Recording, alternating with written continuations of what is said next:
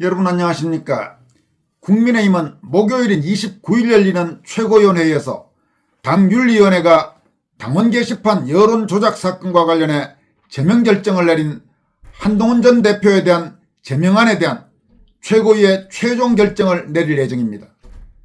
지난 2024년 4.10 총선에서 비대위원장 겸 선대위원장으로 공천 및 선거주의 전권을 행사했던 한동훈이 공천을 했던 일부 친한계 떨거지들이 한동훈의 제명을 막기 위해 끝까지 온갖 저항과 발악을 하고 있지만 내일 최고위에서는 윤리 결정대로 한동훈에 대한 제명이 최종 의결될 가능성이 높습니다.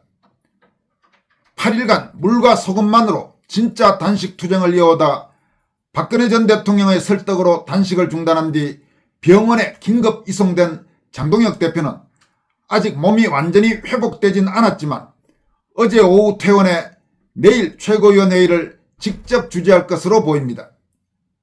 국힘당 최고위원회의는 매주 월요일과 목요일 열립니다. 그런데 지난 월요일에는 장 대표가 아직 병원에서 퇴원하지 못해 내일 회의는 장 대표 퇴원 후 열리는 첫 최고위원회의가 될 것으로 예상됩니다. 제명이 임박한 한동훈과 관련해 호주 시드니에 거주하고 있는 신숙희 박사는 김용현 전 국방장관과 한동훈 전 대표를 비교해 의리의 아이콘 김용현, 배신의 아이콘 한동훈이라고 표현했습니다.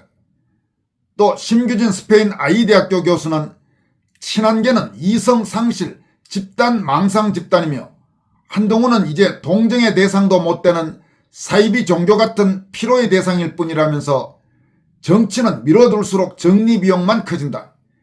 이제는 한동훈 문제를 끝낼 때라고 강조했습니다. 먼저 신숙희 박사는 김용현과 한동훈, 한동훈과 김용현을 비교한 글에서 오늘의 대한민국 정치는 한편의 사극을 방불케 한다. 누가 배신자이며 누가 끝까지 의리와 지조를 지켜내는 인물인지가 극명하게 대비되기 때문이다. 이러한 장면은 비단 정치에만 국한되지 않는다. 인류의 역사 속에서도 또 일상의 가정사와 조직사회에서도 반복되어 온 보편적 주제라고 밝혔습니다. 신 박사는 이어서 얼마 전 김용현 전 국방장관이 마지막 진술에서 나 자신의 죽음은 두렵지 않다. 그러나 자유민주 체제가 무너지는 것이 두렵다고 밝힌 내용을 소개한 뒤 이 발언은 21세기 대한민국에서 벌어진 정치재판의 본질을 함축한다.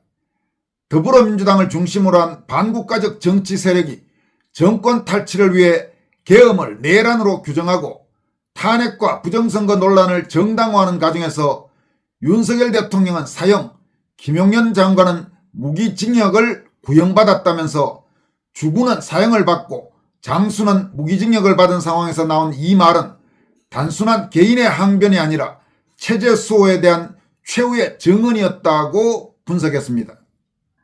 이어서 김용현 장관의 모습은 남한산성 현절사에 모셔진 사막사 중 한 사람 홍익환을 떠올리게 한다. 홍익환은 청태종 앞에서 청나라를 황제국으로 인정할 수 없다고 당당히 선언했다.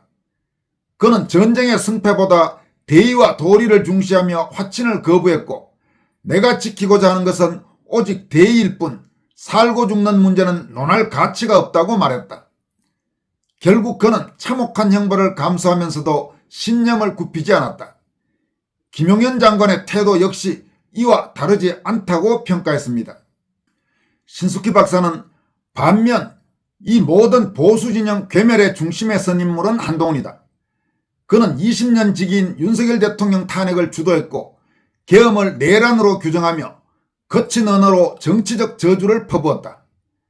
당대표 장동혁이 단식에 나서고 당윤리위원회가 제명을 결정하자 그는 사건은 조작이며 정치보복이지만 무리를 일으켜 죄송하다는 식의 모호하고 비겁한 사과로 책임을 회피했다. 이는 사과라기보다 책임을 회피하기 위한 계산된 언어에 가까웠다고 비판했습니다.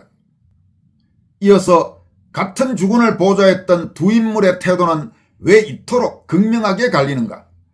한 인간의 가치는 결국 의리와 지조를 얼마나 지켜냈는가로 평가된다. 조직에는 세 부류의 사람이 있다고 한다. 반드시 있어야 할 사람, 있어도 그만인 사람, 없어도 그만인 사람, 그리고 있어서는 안 될 사람이다. 누구나 상황에 따라 이 세 위치를 오갈 수 있지만 필자가 지켜온 기준은 분명했다.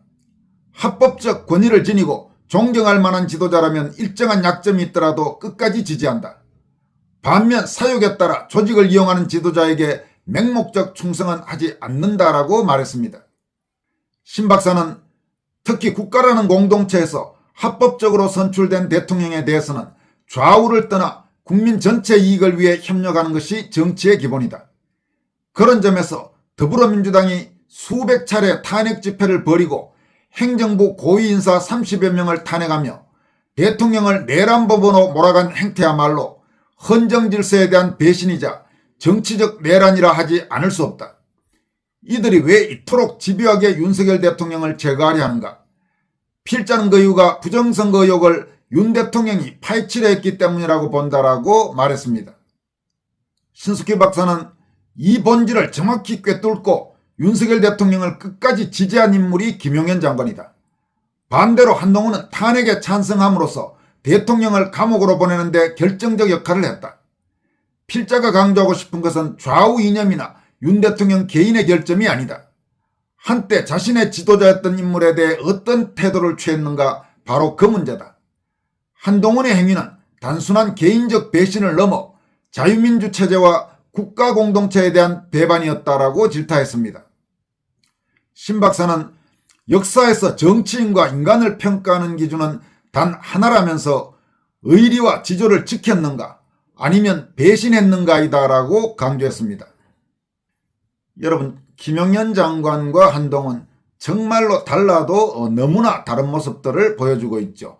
김용현 장관에 대해서 지금 고초를 겪고 있지만 많은 국민들이 고초를 겪고 있는 것을 안타까워하는 반면 한동훈에 대해서는 아주 극소수 한 달 정도가 이상한 종교 신도들처럼 행동하지 나머지 대부분의 국민, 우파는 물론이고 심지어 좌파에서도 한동훈에 대해서는 아주 배신자, 상종하기 어려운 인간, 이런 평가가 지금 지배적인 상황이 됐습니다. 또 심규진 교수는 한동훈과 친한계의 행태와 관련해서 요즘 친한계가 리얼미터 여론조사를 해석하는 방식을 보면 더 이상 의견 차이의 영역이 아니라 논리 자체를 상실한 상태에 가깝다. 리얼미터 조사 결과가 자신들에게 불리하게 나오자 이들은 좌파들이 장동혁이 망하길 바라서 역선택을 했다고 주장한다. 장동혁이 당대표가 되면 국민의힘이 망할 거라고 믿는 좌파 유권자들이 조직적으로 개입했다는 이야기다. 그런데 여기서부터 논리가 붕괴된다라고 지적했습니다. 이게 지금 무슨 이야기냐면 최근 리얼미터 여론조사에서 국민의힘 지지율이 아주 급등하고 특히 젊은 층에서는 더불어민주당을 거의 더블 스코어 차이로 지금 앞서고 있죠. 이 102030의 국민의힘에 대한 지지 그리고 좌파에 대한 혐오, 이 부분은 얼마 전에 여러분들에게 상세하게 전달해드린 바가 있습니다만은 이렇게 국민의힘 현재 장동혁 지도부에 대해서 아주 유리한 이런 여론조사가 나오니까 친한계에서 참으로 황당한 소리를 하고 있는 겁니다. 뭐냐 하면 좌파 세력들이 빨리 장동혁을 무너뜨리기 위해서 역선택을 하고 있다. 이런 식의 참 말이 안 되는 그런 주장을 하고 있다는 이야기입니다. 신 교수는 이어서 그렇다면 묻지 않을 수 없다. 왜 같은 시기 진행된 면접조사, 예컨대 갤럽 같은 조사에서는 그 역선택이 발생하지 않았다는 건가? 전화 자동응답 조사, 즉 ARS 조사에서는 좌파가 몰려와 판을 흔들고 면접조사에서는 갑자기 도덕적 각성을 해서 손을 떼기라도 했다는 건가라며 이건 해석의 문제가 아니다. 편파적 믿음의 문제다. 자기에게 유리한 결과는 민심이고 불리한 결과는 조작 혹은 역선택이라는 식의 태도는 더 이상 정치적 분석이 아니다. 그냥 현실을 부정하는 것이라고 지적했습니다. 신규진 교수는 이쯤 되면 한동훈은 정치인이 아니라 신앙의 대상에 가깝다. 조사 결과가 마음에 들지 않으면 조사가 잘못됐고 민심이 다르면 민심이 오염됐다는 식이다. 거의 한동훈이 우주를 창조했다는 주장과 다를 바 없는 수준까지 와 있다라고 지적했습니다. 이어서 더 씁쓸한 건 최근 집회를 주도하는 얼굴들을 보면 이 집회는 이제 한동훈계 친한계 집회를 말합니다. 정치적 확장성이나 설득력과는 거리가 먼 경우가 많다는 점이다. 좌파 진영에서도 밀려났고 보수 진영에서도 설 자리를 잃은 사람들이 갈 곳 없는 분노를 서로 확인하는 장이 되어버렸다. 정치라기보다 망상 공동체에 가까운 모습이다라고 비판했습니다. 최근 소위 친한계 집회에 나온 자들이 바로 김종혁, 신지호, 박상수, 유재화 이런 자들이었던 모양입니다. 신규준 교수는 이어서 매일신문 유튜브에서 설주한 변호사가 이제 한동훈 이야기 그만하고 싶다고 말한 것도 우연은 아닐 것이다. 지금의 한동훈은 더 이상 연민의 대상도 기대의 대상도 아니다. 너무 소비되어 이제는 필요한 정치적 잔존물에 가깝다라고 지적했습니다. 신 교수는 아직도 일부에서는 제명하면 더 큰 불이 난다고 걱정한다. 그러나 지금까지 흐름을 보면 그 불은 대형 화재가 아니라 잔불이다. 이미 연료는 소진됐고 과대 포장된 공포만 남아있다면서 정치는 미뤄둘수록 정리 비용만 커진다. 이제는 끝낼 때다라고 강조했습니다. 한편 신규준 교수는 최근 좌파 방송에서도 한동훈의 정치적 사망 진단서를 냈다면서 당원들을 가짜 보수라느니 뭐니 능멸하던 여론 댓글 조작범, 좌파들은 이제 그에게 완전한 정치적 사망 선고를 내렸다. 우파에게는 배신자로 찍히고 좌파에게는 사망 진단을 받는 신세. 결국 갈 곳 없는 정치적 낭인이다. 기껏해야 3,000명 데리고 방구석에서 뭘 하겠다는 건가라고 강조했습니다. 여러분, 한동훈 문제는 이제 정말 끝낼 때가 됐습니다. 내일 국민의힘 최고위원회에서 윤리의 결정대로 한동훈 제명 의결을 하고 그것에만 그쳐서는 안 됩니다. 수사 의뢰를 해서 아주 화근을 완전히 뿌리 뽑아야 할 것입니다. 지금까지 권순할TV였습니다. 고맙습니다.